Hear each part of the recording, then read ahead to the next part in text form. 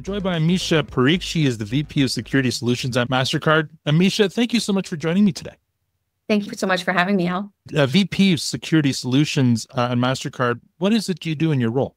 I'm responsible for the Canadian market for our suite of fraud and risk and security solutions, which actually across the entire sort of journey when we think about identity, protecting against financial crimes, resiliency of our network, thinking about the use of AI to protect against fraud. And then when we think even about after the transaction has occurred, things like disputes, chargeback fraud, we see things like first-party fraud happening in the ecosystem. So we have a very robust suite of technology solutions and capabilities to address these. And me and my team are responsible for managing this for Canada.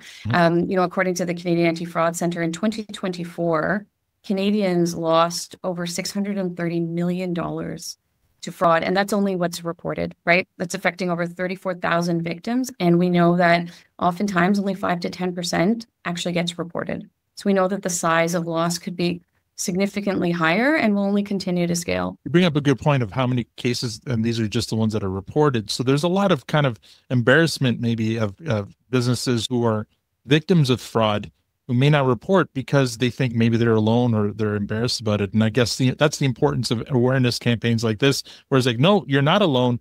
This happens to everyone. And the best thing you can do is actually report it. How quickly you report it is also key, because we know that with the movement of funds, even into alternative payment currencies and other things, the ability to track this becomes more and more difficult as time goes on. There's absolutely an emotional element to like, how did it happen to me? I'm so vigilant. I know, I'm aware. Even with awareness, though, it can happen. And the importance of like reporting it right away just increases the ability for, between your financial institution, law enforcement to be able to track down these bad actors. March is obviously Fraud Prevention Month, and you're here to talk about a report that Mastercard just recently put out about fraud in Canada. So we did conduct a nationwide survey, and it was interesting, the insights that we were able to glean. Even though 90% of Canadians are aware of threat of financial fraud, we found that only 7% actually see fraud prevention as something that they prioritize. And that really just highlights the gap between awareness and, people's prioritization of taking action, right, and helping to protect themselves. And we found 76% of people are concerned about how fraud could impact their financial health. So we know it's on people's radar. They're thinking about this. It's in news headlines. They're hearing about things that are happening. And unfortunately, more and more, right, we're seeing instances of this in like everyday interactions. But more than half of Canadians also believe that stopping fraud is a collective effort, a really important point, because there's this onus on the collective involving, consumers, involving businesses and financial institutions. And really, how do we all work together in this fight against fraud? Now, most of our listeners are either small business owners or entrepreneurs. Can you maybe just expand a little bit more on maybe what the business owner's role in preventing fraud might be? We know small businesses are the cornerstone of our economy in Canada. They account for 98% of the country's businesses. And maintaining consumer trust is essential, right, for growth and stability of these businesses, which in turn is important for all of our local economies and then more broadly the economy in Canada. We know that 70% of Canadians say they trust businesses who, use security technology. And so really important when we think about small businesses to have access to tools, not just to protect their own business, but also to maintain that trust with consumers. Can you give me like some examples of the different types of fraud that we're looking at? There's so many, and we want to sort of bucket them into some of the main types that we're seeing. And we know these are evolving all the time. We see scams happening a lot. And I think we hear about scams a lot. Really where we have a bad actor in the ecosystem trying to trick a victim, when we think about in the context of financial fraud, really tricking someone into making a payment, sending money, right, an authorized payment, or taking money from another account. So we see all of these instances where scams are taking place in different scenarios, right? Whether it's in the vein of impersonating a business, whether it's something that's relationship focused, like you hear about romance scams, whether it's, impersonating a business in the context of pulling on something emotional, and we know seniors are being targeted. We see all of these instances where it boils down to being able to trick somebody by building a relationship or building trust, or impersonating an entity that the individual already has trust in. And I think the hardest part about these is people are authorizing, right, this transfer of funds. Right. So it makes it even harder to detect because it actually doesn't show up as a fraudulent transaction per se,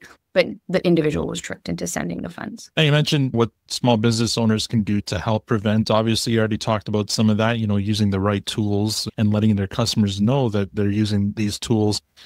Obviously, the most secure transactions are card-present transactions, and we encourage them to do that. Is there anything else on the small business side that maybe they can do? I think this is a really good question. I mean, at Mastercard, we're committed to, empowering small businesses to be able to grow their businesses by securing their digital environments, right? I mean, we're in an environment where digital transactions are going to continue to grow.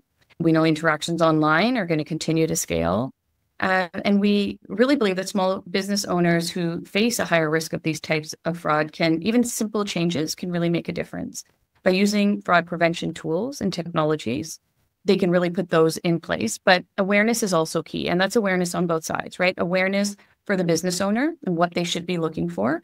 In a world where convenience and seamless transaction is so critical, obviously from an experience standpoint, sometimes the introduction of a little bit of friction is actually necessary for protection, right? Checking a piece of ID, making sure that you're using, verification tools that are available.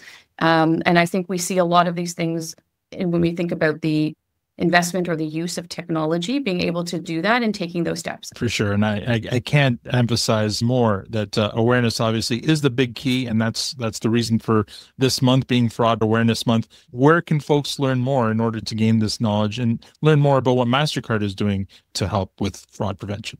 There's so many resources out there. I mean, a quick Google search, right? And you'll see a long list of protecting. I think the important thing also is make sure that you've checked your resources, that you're going to credible resources when you're looking for information, right?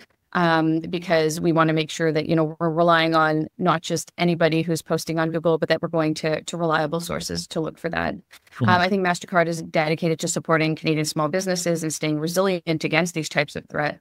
We do offer fraud prevention tools, but what we also have is a MasterCard Trust Center, and we offer actually a free cybersecurity assessment tool through the MasterCard Trust Center, which helps business owners understand their own posture in terms of their cybersecurity and their knowledge on fraud and risk, and also highlighting what their needs are to be able to secure their business and pointing them to credible resources that they could leverage to address those. It's a complimentary tool. All businesses can access it. Okay, thank you so much. I'm going to post links to both your cybersecurity assessment tool and the MasterCard Trust Center in the show notes of this episode for anyone who wants to learn more. Amisha, thank you so much for your time today. Thank you so much for having me.